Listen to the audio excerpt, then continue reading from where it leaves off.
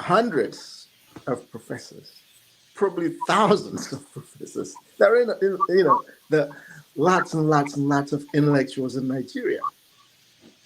Okay, if they can't save Nigeria, why would it be the few intellectuals who left that are supposed to save a country of 200 million people who are still there?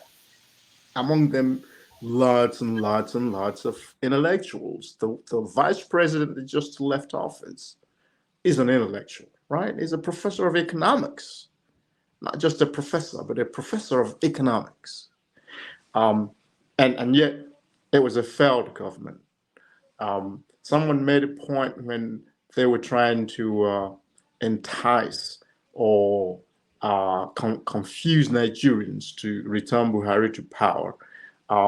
That it was, in fact, the writer Lola Shone wrote an op-ed in the UK Guardian lauding how Buhari was going to bring a team of young intellectuals, I suppose like herself, and lead a new revolution in Nigeria and transform things. Well, 8 years later, you can see that that didn't happen because it was never going to happen.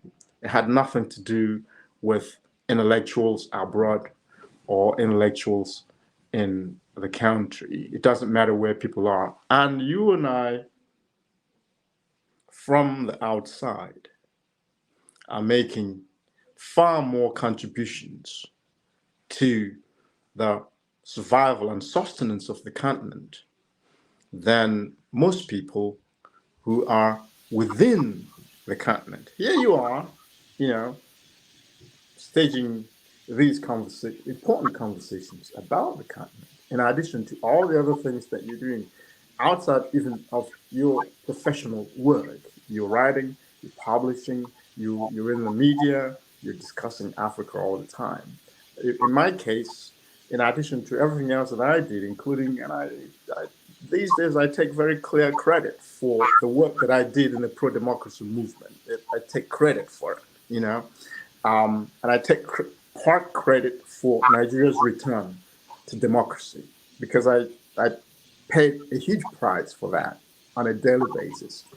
Now, but in addition to that, I've also contributed to the fact that today young Africans can find a place in the global art market where they can make thousands of dollars, hundreds of thousands of dollars. They can sell their work for very high prices and they can use the proceeds to improve their communities and their families.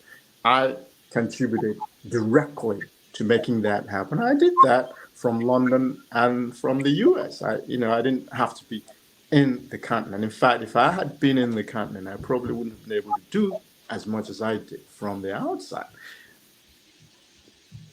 Lastly, something else which people leave out of the conversation, and I've had to chastise a young man on social media recently about this. The other thing people don't take into consideration are the circumstances under which these intellectuals left the continent. I left Nigeria because I had a police warrant, which is still it's still there somewhere in the files. They'll It's find it still now. it's Now still that you there. I said don't it. know. I don't think they'll execute it, but it's still there. So I left with a police warrant over my head. Obiora Odechukwu left because he was sent to prison. And when he left prison, he left the country, came out of prison because people globally asked for his release.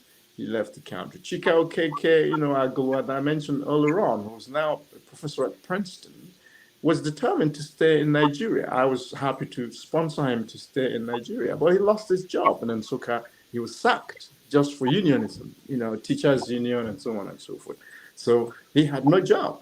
I was keeping him, going for as long as we could until we decided it doesn't make any sense. You should, with your talent, you should come abroad and continue your professional development. And from that, you can contribute to your family and to Nigeria and the continent. So all these people left for reasons. They didn't just, we're not tourists,